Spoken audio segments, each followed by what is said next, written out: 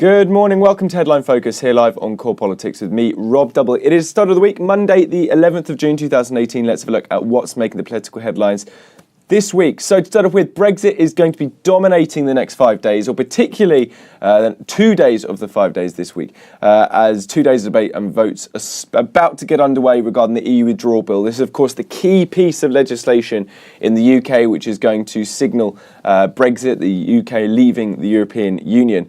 Now, the key thing for this is whether certain amendments which are coming back from the House of Lords, which have been sent back from the House of Lords, are they going to pass or are they going to get voted down, which the government very much intends? So Theresa May is very much hoping for unity in the Conservative ranks to ensure that the government isn't defeated on any amendments that it doesn't want tagged onto the withdrawal bill.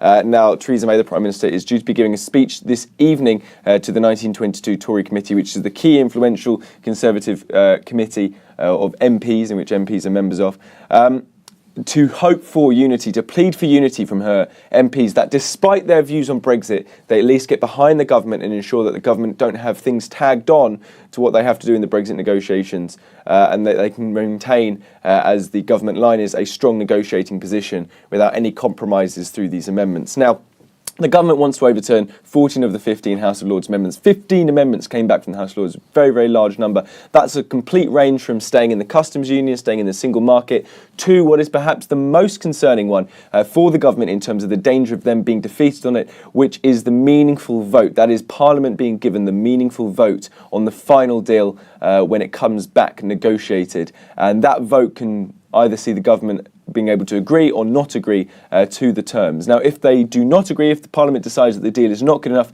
then Parliament would then take control of the negotiations away from the government. In effect, MPs would then have the power more so to negotiate the talks going forwards on a renegotiated deal or attempts at renegotiation. That's a key one, and that, reports indicate, is going to be the most tricky one for the government in terms of getting through without any government defeats.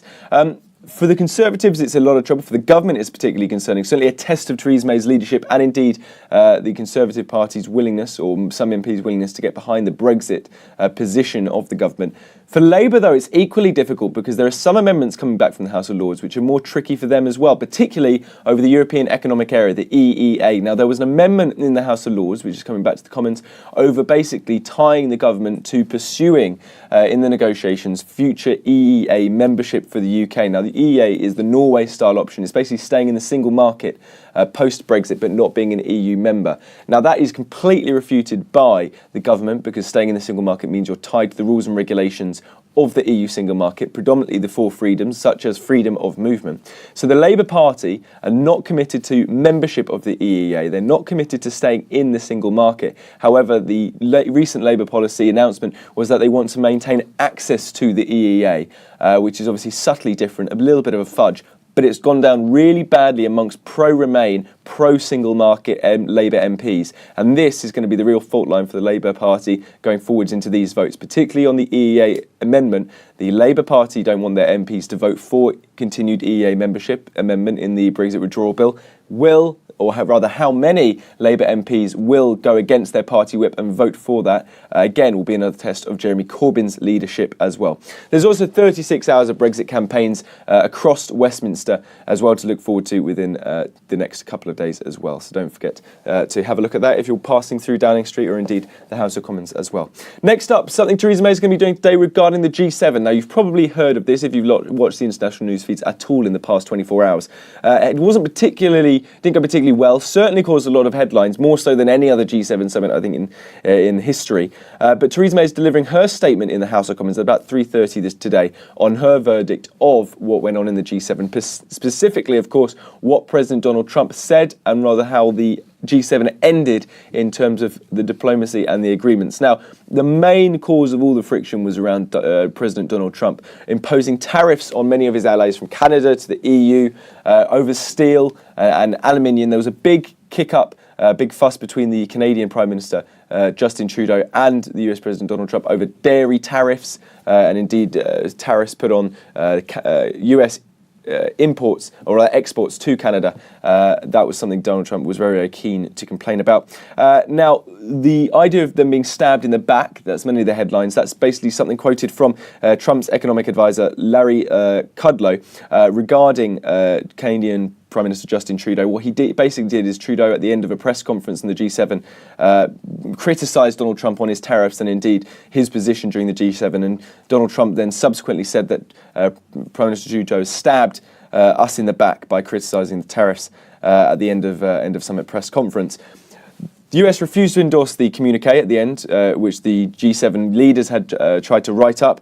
And other leaders' responses, President Macron, international relations cannot be dictated by fits of anger and throwaway remarks, with Chancellor Merkel of Germany saying events were sobering and depressing. So certainly there's going to be more fallout from this, but the Prime Minister due to be giving her verdict later on, so expect some more news lines on that. Her very difficult position in terms of wanting to maintain good relationships with the US, but having to maintain face, or at least showing strength in terms of the UK-US relationship as well.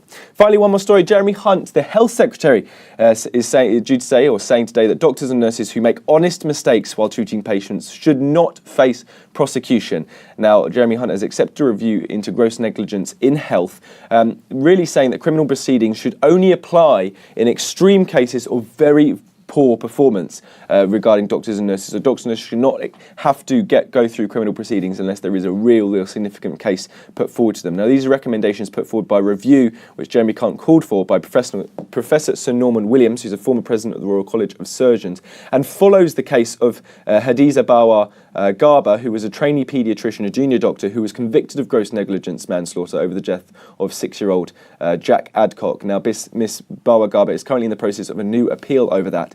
But this is really where the spark of this whole review has come from, and certainly where the news story is coming from as well, in terms of the coverage and the future relationship between gross negligence manslaughter and junior doctors, nurses, over the significance of it and whether criminal proceedings should be brought forward. The Health Secretary is saying that plans are a promise to doctors that the NHS will support them to learn rather than seek to blame. Now, that's another story. Again, we'll be making news, no doubt, as the day progresses. That's pretty much it for today. Your update. Don't forget you can find all the latest on what we're doing here on Core Politics on our Facebook page and Twitter right here. But from me and all the team here at Core London, have a fantastic start to your week.